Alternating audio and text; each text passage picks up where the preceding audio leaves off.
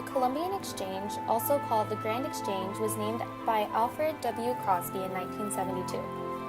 Alfred was born January 15, 1931. He was a historian, professor, and author of such books as The Columbian Exchange, written in 1972, and Ecological Imperialism, written in 1986. In these works, he provides biological and geographical explanations for why Europeans were able to succeed with relative ease in what he refers to as the Neo-Europes of Australasia, North America, and Southern South America. Reference to his works is made by Indian scholar Ramachandra Guha in his publications. The Columbian Exchange. It's a relatively obscure concept developed by a relatively obscure historian. Most people have never even heard of it. Its definition is described as the transmission of non-native plants, animals, and diseases from Europe to the Americas and vice versa after 1492. It began when Christopher Columbus and other Europeans discovered the Americas, so they decided to trade their goods for the natural resources of the Native Americans. The Columbian Exchange refers to the exchange of plants, animals, and diseases caused by contact between the Old World, which consisted of Europe, Asia, and Africa, and the New World, known as the Americas. This biological exchange began with Columbus's arrival in 1492 and continued as Europeans continued to explore and come into contact with people, plants, and animals in other parts of the Americas that had not been exposed to European diseases, plants, and animals.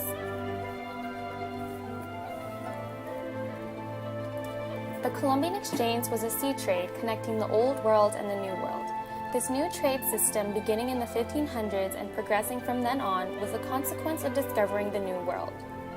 Exchanges between the New World and Old World was new foods, animals, and different materials. Traded among the Atlantic from Europe and Africa to the West was horses, goats, pigs, and some manufactured goods. From the Americas to the East was squash, maize, beans, and potatoes.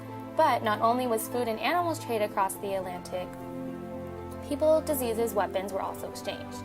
Thus, there were large demographic shifts during this period of discovering the Americas and growing more resources. The Columbian Exchange became the major trade route of the 16th and later centuries, taking the place of the Indian Ocean trade routes, which also impacted the Europeans, Africans, Arab traders, and Asians. Remember that the Columbian Exchange and the Triangle trade are closely related. Slaves, sugar, and manufactured goods were traded on both routes. The difference is the Columbian Exchange route also contained cassava, tobacco, potatoes, horses, diseases, and artillery. This picture depicts the trade between the Eastern and Western Hemisphere.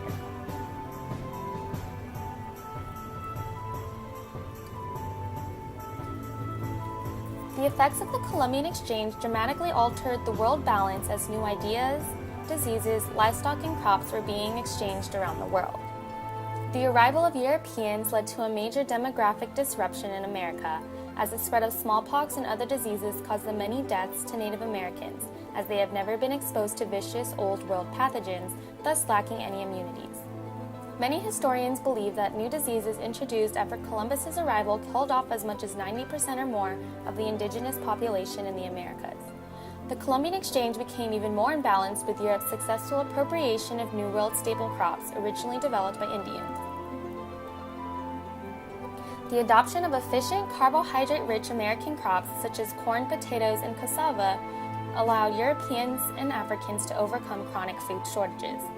Thus, even while Native American populations were decimated by Old World diseases, European and African populations swelled as American crops helped to overcome Old World famine.